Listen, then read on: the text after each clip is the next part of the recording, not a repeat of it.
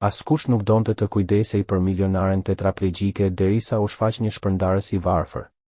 Kur njoftimi i punës premtonte pagesë të 2 fish për të kujdesur për një paciente të veçantë, 10 kandidat u regjistruan.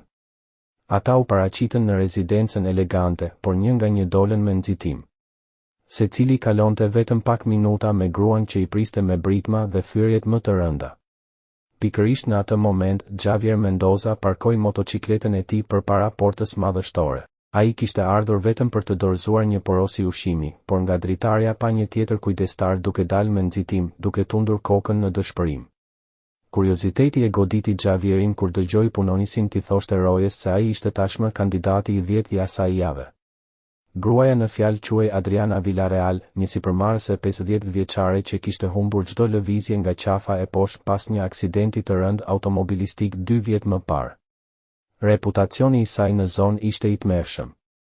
Askush nuk arrinte të punonte me të më shumë se disa ditë. Britmat e saj dëgjoheshin në të gjithë rezidencën Villarreal, ndërsa ajo dëbonte profesionistë të kualifikuar me fyrje për klasën shoqërore, pamjen dhe aftësitë e tyre. Javieri vëzhgonte përmes hekurave ndërsa priste që dikush të merrte porosin. Në moshën 35 vjeçare, ai punonte si shpërndarës prej 4 vitesh, që nga dita kur kishte humbur punën në ndërtim. Jeta nuk ishte më e lehtë. Ai mbante nënën e tij të ve, Mercedes Mendoza, e cila vuante nga diabeti dhe kishte nevojë për ilaçe të shtrenjta, dhe ndihmonte motrën e tij më të vogël, Jimena, që studionte në universitet. Kur punonisja më në fund u shfaqte porta, Javieri nuk u përmbajt dhe e pyeti për njerëzit që po largoheshin. Gruaja e moshës së mesme, e cila u prezantua si Socorro, pshërtiu rënd dhe shpjegoi se ata ishin kandidat për të kujdesur për zonjën, por askush nuk duronte asnjë ditë të plotë. Ajo ka nevojë për gjithçka, tha Socorro, ushqim, higjien, ilaçe. Nuk mund të lëviz asgjë nga qafa e poshtë dhe temperamenti i saj është bërë i padurueshëm. Edhe pse e dorëzoi porosin, Javieri nuk mund të harronte bisedën. Më vonë atë mbrëmje, ai pa edhe një makinë tjetër duke u larguar me shpejtësi nga rezidenca. Situata financiare në shtëpinë e tij ishte e rëndë dhe atë natë ai bisedoi me nënën për vështirësi. Ishte atëherë kur Javieri mori një vendim që do t'i ndryshonte jetën. Të nesërmen në mëngjes, ai u kthye në rezidencën Villarreal dhe trokiti në derë. Socorro e njohu menjëherë dhe u habit kur ai kërkoi të kandidonte për vendin e kujdestarit. Ajo hezitoi, por vendosmëria e tij e bindi ta njoftonte Adrianën. Pas pak, u kthye me një përgjigje të ftohtë. Adriana do ta priste, por intervista do të ishte e shkurtër. Brenda, shtëpia ishte edhe më madhështore. Në një dhomë të madhe, Adriana Villarreal qëndronte në një karrige moderne me rrota, e lidhur me ripa sigurie. Flokët e saj bjond ishin të krejur me kujdes dhe vështrimi i saj blu ishte i ftohtë dhe i hidhur. Pra, ti je shpirti i radhës që mendon se mund të më duroj, tha ajo me përçmim. Ajo e shikoi Javierin nga kokat e këmbët dhe e talli për rrobat e tij të lira dhe pamjen e tij. Javieri e pranoi me qetësi se nuk kishte trajnim formal, por shpjegoi se ishte kujdesur për gjyshen e tij të sëmurë. Adriana e përqeshi, duke thënë se kishte nevojë për profesionist, jo për një shpërndarës ushqimi. Megjithatë, Javieri nuk u largua. Ai i tha se, për te i përvojës, kishte diçka që të tjerët nuk e kishin, nevojën reale për punën dhe dëshirën për ta trajtuar atë si njeri, jo si problem. Këto fjalë e befasuan Adrianën. Për herë të parë, ajo nuk bërtiti menjëherë. Pas një heshtjeje të gjatë, ajo i bëri një ofertë të çuditshme, një javë prove pa pagesë. Nëse ai qëndronte, do të flisnin për punësimin. Nëse jo, do të largohej pa asgjë. Pavarësisht rrezikut, Javieri pranoi. Dita e parë ishte jashtëzakonisht e vështirë. Adriana kritikonte gjithçka, banjën, ujin, ushqimin, mënyrën si ai e ndihmonte. Një banjë që normalisht zgjaste 20 minuta mori më shumë se një orë. Megjithatë, Javieri ruajti qetësinë. Gjatë ushtrimeve të fizioterapisë, Adriana refuzoi të bashkëpunonte, duke thënë se kishte dhimbje. Në vend që të këmbëngulte, Javieri e pyeti se çfarë do të donte të bënte. Ajo u habit dhe kërkoi të dilte në tarac për të marrë diell. Atje, për herë të parë pas muajsh, Adriana u ul jashtë dhomës së saj. Ata qëndruan në heshtje, duke vëzhguar kopshtin dhe më pas filluan të bisedonin. Ajo e pyeti për jetën e tij, për familjen dhe punën në ndërtim. Për herë të parë pas shumë kohësh, Adriana pati një bisedë normale me Dick. Ajo madje buzëqeshi lehtë. Me kalimin e ditës, ajo I tregoi dokumente nga kompania e saj ndërtimore dhe projekte të bllokuara që nga aksidenti. Xavieri, me përvojën e tij në ndërtim, dha mendime të thjeshta por të drejtpërdrejta. Ai foli për frustrimin dhe për qëndrimin të ajo që mund të kontrollohet ende. Fjalët e tij e bën Adrianën të reflektonte mbi jetën, biznesin dhe humbjen e besimit të njerëzit. Dita e dytë kaloi më qetë. Adriana bashkëpunoi më shumë dhe madje e falenderoi. Por dita e tretë solli një rikthim të ashpër të sjelljes së saj agresive. Ajo e kritikoi për vonesën, për dokumentet dhe për çdo detaj, derisa shpërtheu duke e quajtur të paaftë dhe oportunist. Ajo urdhëroi që ai të largohej menjëherë. Përballë zemërimit të saj, Xavieri qëndroi I qetë. Ai pranoi se kishte nevojë për paratë, por shpjegoi se gjatë atyre ditëve ishte ndier I dobishëm, jo vetëm për punë fizike, por edhe për biseda, projekte dhe ëndra. Adriana heshti, e detyruar të përpunonte një të vërtetë që nuk donte ta pranonte. Kjo nuk e ndryshon faktin që ti nuk ke kualifikime. Është e vërtetë, nuk kam diplom, nuk kam formim teknik dhe as përvojë profesionale në këtë fushë. Atëherë, pse duhet të kem besim te ti? Sepse jam këtu prej 3 ditësh. Më ke testuar në çdo mënyrë të mundshme dhe unë nuk jam dorëzuar, as nuk e kam humbur durimin asnjëherë. Kjo nuk provon asgjë. Nuk provon asgjë. Provon që mua më intereson vërtet ky punë dhe ndoshta, në thellësi edhe ty fjalia e fundit solli një heshtje të plotë në dhomë. Adriana e shikoi për një kohë të gjatë me një shprehje të padeshifrueshme. Ti interesohesh për mua? Po, interesohem. Pse? Çfarë? Xavieri mendoi me kujdes përpara se të përgjigjej. Sepse gjatë këtyre 2 ditëve kam parë një grua inteligjente, të vendosur dhe të apasionuar pas punës së saj. Një person që ndërtoi një kompani për të ndihmuar familje si e imja të kishin shtëpitë e tyre, dhe më dhem ta shoh atë person të izolohet nga bota për shkak të paragjykimeve të tjerëve. Çfarë? Paragjykime? Po, paragjykimi se për shkak se je në karrocë me rrota, nuk mund të kontribuosh më në gjëra të rëndësishme. Adriana u prek dukshëm nga këto fjalë. Ti vërtet e beson këtë? Po, e besoj. Aksidenti ndryshoi gjendjen tënde fizike, por jo inteligjencën, përvojën apo aftësinë tënde për të marrë vendime. Lotët filluan t'i mblidheshin në sy. Ka kaq shumë kohë që askush nuk më shikon në këtë mënyrë. Atëherë ndoshta është koha të fillosh t'i shohësh gjërat përsëri kështu. Socorro e vëzhgonte bisedën e prekur, duke parë për herë të parë që punëdhënësja e saj tregonte cenueshmëri pas 2 vitesh.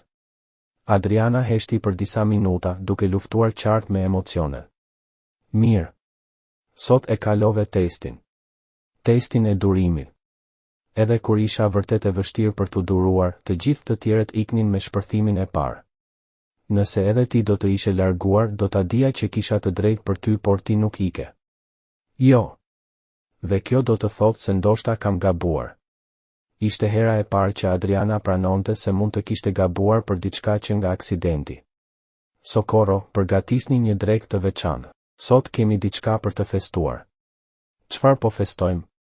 Faktin që ndoshta kam gjetur dikë tek I cili mund të kem besim. Atë pasdite, dinamika mes tyre ndryshoi plotësisht. Adriana filloi të fliste më hapur për frikërat, frustrimet dhe ëndrat e saj, diçka që nuk e kishte bërë prej vitesh. E di cili është frika ime më e madhe? Kur njerëzit më shohin dhe shohin vetëm kufizime. Që mendimi im të mos ketë më peshë sepse trupi im nuk funksionon më. Dhe e ndjen këtë çdo ditë. Po, kjo është arsyeja pse më irriton kur njerëzit përpiqen të më ndihmojnë, sepse kam frikë se do ta ngatërrojnë ndihmën me keqardhje. E kuptoj, por të ndihmosh dikë nuk do të thotë domosdoshmërisht të ndjesh keqardhje. Ndonjëherë thjesht do të thotë të pranosh se të gjithë kemi nevojë për mbështetje në fusha të ndryshme të jetës. Si për shembull, ti ke nevojë për ndihmë fizike në disa detyra, ndërsa unë kam nevojë për ndihmë intelektuale për të kuptuar biznesin. Kjo na bën të barabartë në një farë mënyre. Adriana buzëqeshi. Ke një mënyrë interesante për t'i parë gjërat. Këtë e kam mësuar nga nëna ime. Ajo gjithmonë thoshte se të gjithë kemi diçka për të ofruar dhe diçka për të mësuar. Nëna jote duket një grua e mençur. Është. A do të doje ta njihje një ditë? Sigurisht. Kanë kaluar vite që askush nuk më ka ftuar të njoh familjen e tij. Dita e 4 solli një zbulim që do të ndryshonte gjithçka. Adriana po shqyrtonte disa dokumente kur gjeti një dosje të harruar. Xavier, a mund të më ndihmosh me diçka? Sigurisht. Ka disa dokumente këtu që nuk i lexoj dot mirë. Kur Xavieri e hapi dosjen, u habi. Këto janë dokumente për donacione dhe bursa studimi. Po, është e vërtetë. Është një projekt i vjetër. Por ka shumë emra dhe shumë të mëdha parash. Adriana u ndje në siklet. Është diçka nga e kaluara. Para aksidentit, ajo financonte studimet e 10 të rinjve në nevojë.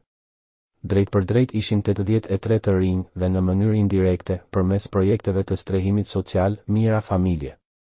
Pse u ndal? Sepse nuk mund t'i menaxhoja më personalisht dhe nuk kisha besim te askush tjetër. Xavieri e kuptoi se ajo nuk ishte një grua e hidhëruar nga natyra, por dikush që kishte mbyllur zemrën nga zhgënjimi. Ai i propozoi ta ndihmonte, të ishte syt dhe këmbët e saj në terren. Adriana u befasua dhe u emocionua. Ndoshta është koha të përpiqemi sërish. Dita e 5 filloi me një energji të re. Zyra në shtëpi u rihap dhe Adriana rifilloi kontaktet me kompaninë ndërtimore. Ajo planifikoi një videokonferencë me ortakët. Dita e 6 solli provën më të madhe profesionale. Gjatë takimit, ortakët vunë në dyshim aftësinë e saj për të marrë vendime.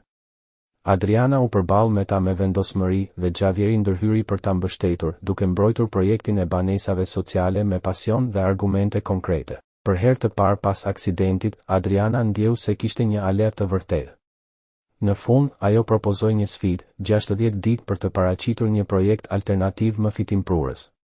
Nëse ajo fitonte, do të rifitonte kontrollin e plotë të kompanisë. Ortakët pranuan. Në ditën e 7, Adriana i bëri Xavierit një ofertë zyrtare, jo vetëm kujdestar, por asistent ekzekutiv dhe partner në projekt. Paga ishte 4 fish më e lartë se ajo që fitonte si shpërndarës.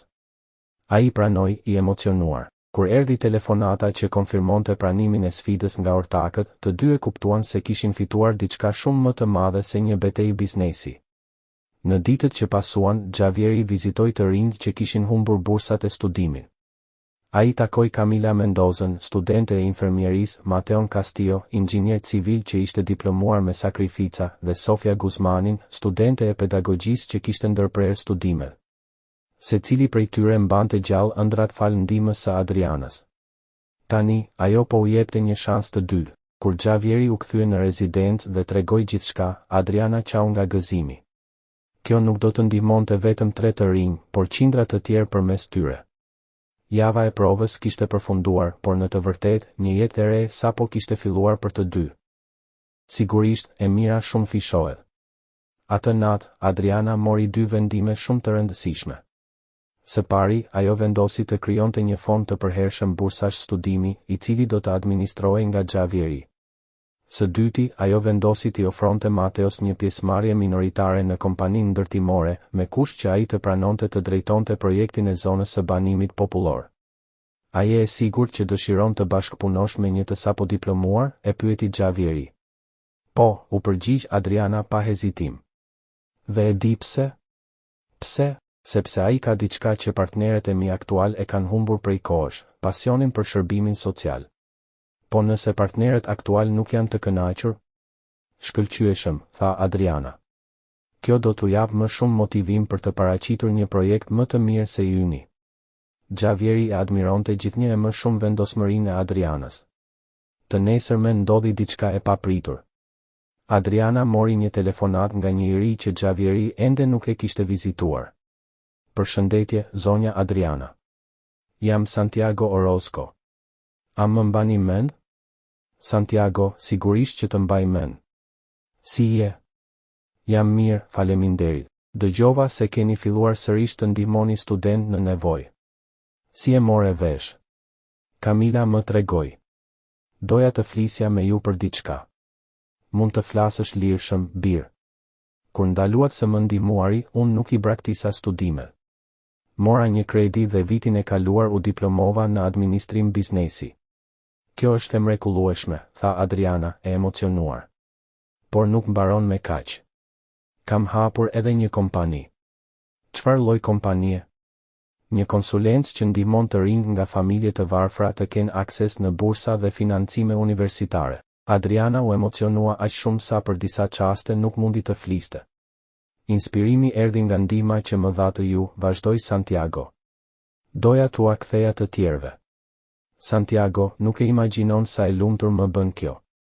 Dhe ka edhe diçka tjetër. Do të doja t'ju propozoja një partneritet. Çfarë lloj partneriteti? Kompania jon mund të administrojë bursat tuaja. Kemi përvojë, strukturë dhe mbi të gjitha pasion për këtë punë. Adriana e shikoi Xhavierin, i cili po ndiqte bisedën i mahnitur. Santiago, a mund të vish në shtëpinë time që të flasim personalisht? Sigurisht, kur të doni. Nesër pasdite. Perfekt. Kur Adriana mbylli telefonin, ishte rrezatuese. E dëgjove? E pyeti Xhavierin. Po. Është e jashtëzakonshme. E di çfarë provon kjo? Që e mira shumë fishohet, u përgjigj ai. Ai u ndihmua, u diplomua dhe tani dëshiron të ndihmojë të tjerët.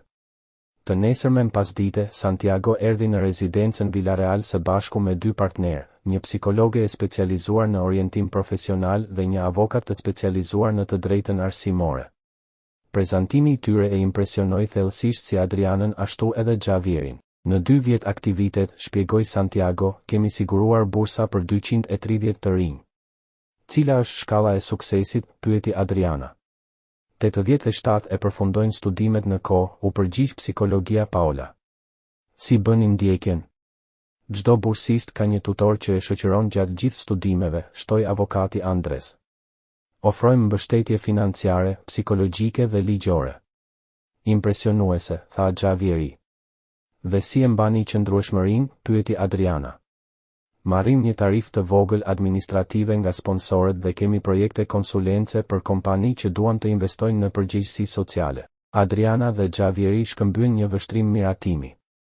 Santiago, kam 2 propozime, tha Adriana. Po ju dëgjojmë. E para, a doni të administroni një fond me 500 bursa në vit? Santiago pothuajse ra nga karrigia. 500 bursa në vit? Po. Për një periudhë të pacaktuar. Kjo është e jashtëzakonshme. Dhe propozimi i dytë? Pyeti Paola. Dëshirojmë që të na ndihmoni me përgjegjësinë sociale në një projekt ndërtimi. Po zhvillojmë një kompleks me 100 banesa sociale, shpjegoi Adriana. Duam programe për familjet përfituese, edukim financiar, trajnime profesionale, mbështetje psikologjike për fëmijët. Do të ishte një nder të bëheshim partnerët tuaj, tha Santiago, i emocionuar. Kështu lindi zyrtarisht Fondacioni i Shpresës, një iniciativë që bashkonte strehimin social, arsimin dhe zhvillimin komunitar. Ndërkohë, partnerët tradicional të kompanisë ndërtimore po përballeshin me vështirësi. Pas 2 javësh llogaritjesh, Federico pranoi, projekti i banesave sociale është vërtet më fitimprurës në afat mesatar. Por nëse e pranojmë, Adriana do të marrë kontrollin e plot të kompanisë, tha Monika. Ndoshta kështu duhet të jetë, u përgjigj Federico. Ajo e ka themeluar këtë kompani dhe e kupton më mirë se kushto. Në rezidencë, Mateo erdhi me një portofol mbresëlënës projektesh. Këto shtëpi kushtojnë 40 më pak se ndërtimet tradicionale, shpjegoi ai.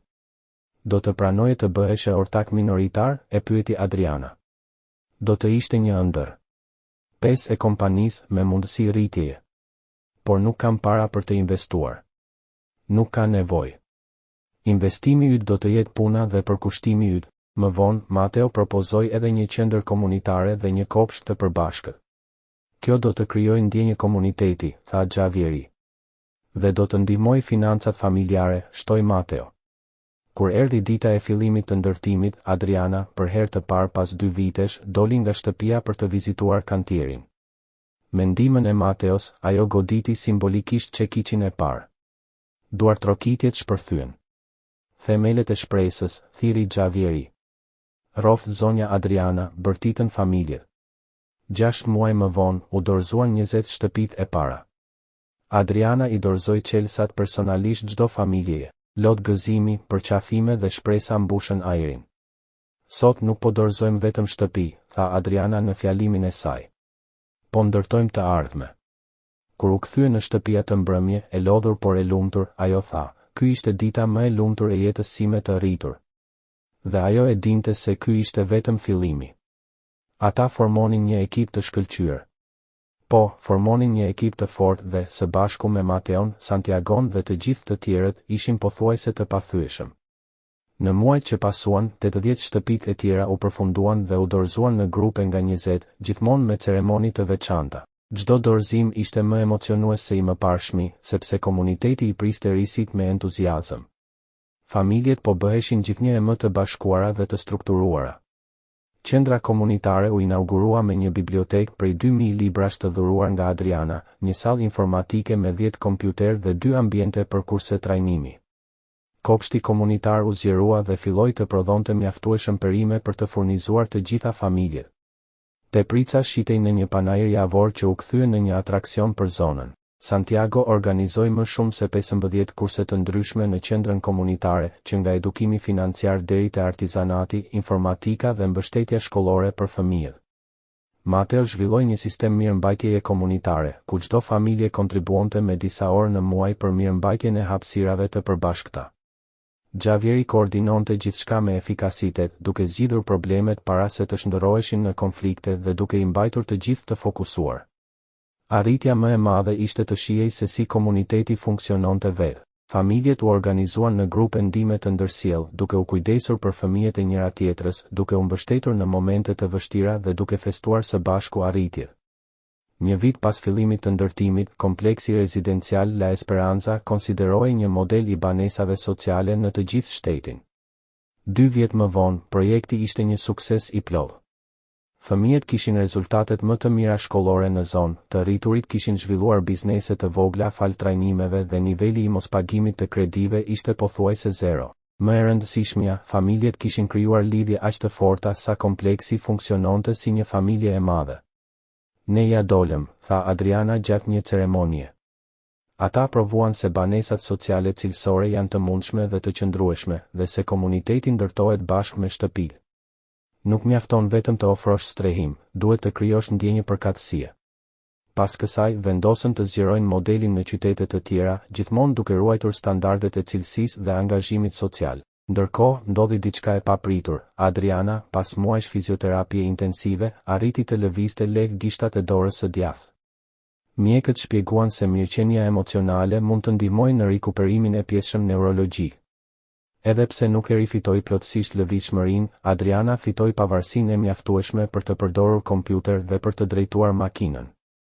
Ajo vendosi të vizitonte personalisht projektet e reja, e bindur se kishte gjetur qëllimin e jetës së saj, të përdorte mundësitë dhe burimet e saj për t'u dhënë të tjerëve shansin të zbulojnë potencialin e vet. Dhe kështu, shpresa vazhdoi të shumëfishohej.